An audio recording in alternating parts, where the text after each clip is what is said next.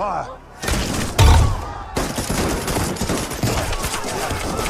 13 अप्रैल साल 1919 अमृतसर का जलियांवाला बाग मानवता को शर्मिंदा करती एक ऐसी घटना का गवाह बना जिसने हमेशा के लिए गोरे अंग्रेजों के चरित्र पर काला दाग लगा दिया। इसी दिन जनरल डायर ने हजारों मासूम निहत्थे हिंदुस्तानियों पर लगातार गोलियां चलवाई। यही नहीं, उन लोगों के भागने का तमाम रास्ते बंद कर दिए गए सिवाय मौत के।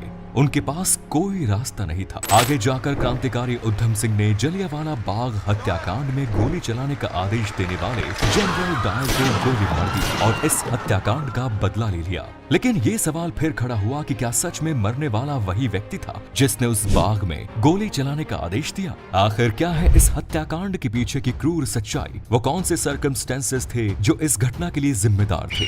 आज के इस हिस्से में हम जानेंगे दिल दहला देने वाली इस घटना की एक सच्ची घटना। हमारे साथ आखिर तक जरूर बने रहिएगा ताकि आज की पीढ़ी भी जान पाए कि आजादी उतनी भी सस्ती नहीं है जितनी आसानी से आज हम इसे एंजॉय कर रहे हैं। जलियांवाला बाग हत्याकांड की भूमिका उस समय बननी शुरू हुई जब अंग्रेजों ने रॉलेट एक्ट लगाया और देश भर में इसका विरोध शुरू हुआ। वो तारीख थी 10 अप्रैल। रॉलेट एक्ट का विरोध चल रहा था और अंग्रेजों ने इस एक्ट के विरोध करने के लिए सैफुद्दीन किचलू, डॉक्टर सत्यपाल को गिरफ्तार कर लिया गया।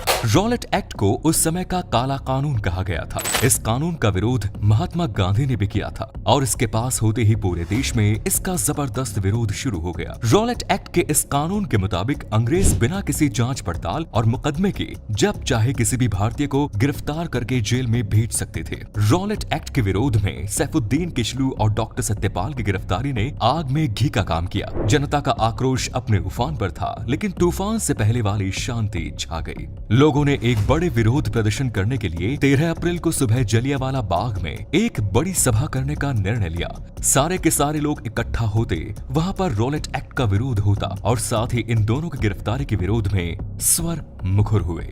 जलियांवाला बाग में 13 अप्रैल को होने वाली इस रैली की खबर जनरल रेजिनाल्ड डायर को पता चल गई। 13 अप्रैल पंजाब में बैसाखी का दिन भी था। वैसे भी पंजाब में बैसाखी बड़ी ही धूमधाम से मनाई जाती थी। लोग एक तरफ बैसाखी का जश्न मना रहे थे, अपने लोगों से मिल रहे थे और दूसरी तरफ इस सभा की तैयारी चल रही थी। लेकिन जनरल डायर ने इस सभा के खिलाफ पहले से ही तैयारी कर ली थी। उसने 12 अप्रैल को ही अतिरिक्त सैनिक टुकड़ी बुलाकर अपनी तरफ से पूरी तैयारी कर ली। सुबह का वक्त था। लोग बैसाखी के त्योहार के चलते खुशियां मना रहे थे और अपनों से मेल मिलाप करने के बाद लगभग 25,000 लोग जलियांवाला बाग में आम सभा के लिए इकट्ठा हो गए। इधर जनरल डायर भी अपनी पूरी सैन्य टुकड़ी लेकर जलियांवाला बाग की तरफ चला गया। जलियांवाला बाग में भीतर जाने का एक ही रास्ता था। लोगों की शहर सभा हो चुकी थी और उन्हें मालूम भी नहीं था कि कब जनरल डायर अपनी पूरी की पूरी सैन्य टुकड़ी लेकर अंदर दाखिल हुआ और उसने जलियांवाला बाग के मुंह पर तोप रखकर उसने बंद कर दिया। इसके बाद अपने सैनिकों की पोजीशन लेने के बाद जनरल डायर ने सीधे लोगों पर फायर का आदेश दे दिया। बिना किसी चेतावनी के,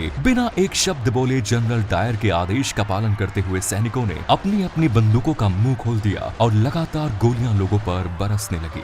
जलियांवाला बाग में जनरल डायर 50 राइफल और इतनी ही खुखरी लेकर पहुंचा था। इसका मतलब है कि वो पहले से डिसाइड करके आया था कि उसे क्या करना है। जवानों ने इस दौरान लगभग 10 मिनट में 1600 राउंड फायर किए। लोगों को न संभलने का मौका मिला और न बचकर भागने का। जवान बिना रुके लगातार फायरिंग कर रहे थे। जनरल डायर ने आदेश ही कुछ ऐसा दिया था। फायरिंग केवल बंदूक में गोली लोड करने के दौरान ही धीमी पड़ती थी, वरना यहाँ मौजूद जवान लगातार लोगों पर फायर कर रहे थे। लोगों में अफरा तफरी मच गई। वहाँ मौजूद महिलाएं, बच्चे, बूढ़े और जवान सभी अपनी अपनी जान बचाने के लिए वहाँ से भागने लगे। लोगों ने वहाँ मौजूद कुएं में कूदकर अपनी जान बचाने की कोशिश की, लेकिन कोई फायदा नहीं हुआ। कुछ लोग दीवार फांद कर भाग जाना चाहते थे, मगर उसका भी कोई फायदा नहीं हुआ। जनरल डायर के सैनिकों ने हर किसी को चुन चुन कर मारने की कसम खा रखी थी। बाग के जिस कुएं में कूदकर लोग अपनी जान बचाना चाह रहे थे, उसमें से 120 इंसानों की लाशें निकाली गई। वहाँ कुआं कूदकर मरने वाले लोगों के खून से भर गया। कुएं को आज भी खूनी कुएं के नाम से जाना जाता है और इतना ही नहीं, इस बाग की दीवारों पर आज भी उस समय की गोलियों के निशान निशान मौजूद हैं। लगातार 10 मिनट हुई इस अंधाधुंध फायरिंग के बाद जनरल डायर राक्षसों की तरह हंसता हुआ वहां से बाहर चला गया। इतना ही नहीं, अमृतसर की सड़कों पर जो भी भारतीय उसे नजर आता वो उसे भी गोली मार देता।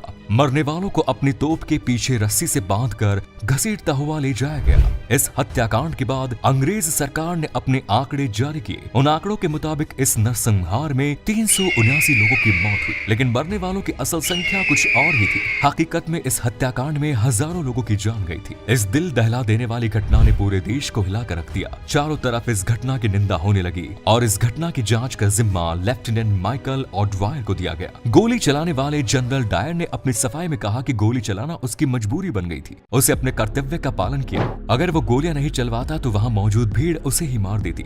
ये मार्शल का उल्लंघन होता।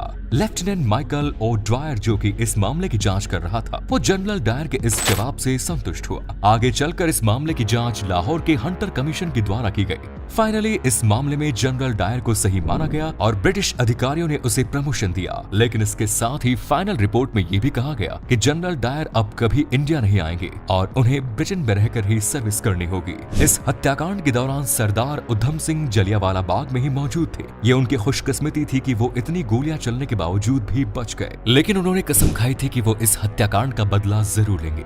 लेकिन इस हत्याकांड के मुख्य आरोपी जनरल डायर की साल 1927 में एक बीमारी के चलते मौत हो गई थी। लेकिन इस मामले की जांच करने वाला लेफ्टिनेंट माइकल ऑडवायर अभी भी जिंदा था। इधर उधम सिंह प्रतिशोध की आग में जल रहे थे। वो एक गरीब परिवार से थे। उन्होंने गदर पार्टी ज्वाइन की। उनके सिर से माता पिता का साया तो पहले ही उठ गया था, लेकिन उनका लक्ष्य तो माइकल ऑडवायर था, जो कि लंदन में था। जैसे ये जानकारी उन्हें मिली, वो लंदन जाने का जुगाड़ लगाने लगे। उन्होंने बढ़ई का काम करना शुरू किया और कुछ पैसे इकट्ठा करने लगे। पैसे इकट्ठा करके वो अमेरिका गए। अमेरिका के बाद वहां से लंदन पहुंच गए। लंदन में वो एक रेस्टोरेंट में काम करने लगे।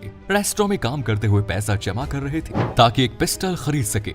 इतने सब काम करने के चक्कर में उधम सिंह को पूरे 21 साल लग गए। आखिरकार फाइनली वो समय भी आ गया जब उधम सिंह अपने लक्ष्य के करीब पहुंचे। साल 1940 में लंदन के क्रैक्सटन हॉल में ईस्ट इंडिया एसोसिएशन और रॉयल सेंट्रल एशियन सोसाइटी की मीटिंग होनी थी। इस मीटिंग में माइकल ऑडवायर भी पहुंचा था और उधम सिंह एक किताब में बंदूक रखकर ले गए थे।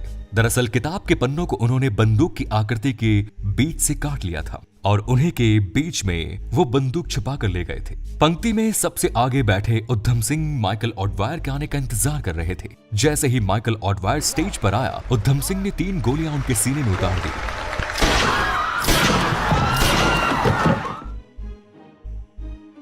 वो वहां से भागे नहीं बल्कि वहीं खड़े हो गए और उन्होंने कहा कि 21 साल बाद जलियांवाला बाग हत्याकांड का बदला ले लिया। उधम सिंह ने वहां अपनी गिरफ्तारी दे दी। इसके बाद 31 जुलाई 1940 को उन्हें फांसी दे दी गई। यहाँ ये बात ध्यान देने लायक है कि जलियांवाला बाग हत्याकांड से जो 2 अंग्रेज अफसर जुड़े हुए थे, उनके नाम काफी मिलते जुलते थे। उनमें से एक जो असली गुनहगार था वो पहले ही अपनी बीमारी के चलते मारा गया, जबकि जिसने गुनहगार को जांच के दौरान बचाया उसे अमर शहीद सरदार उधम सिंह ने मार दिया।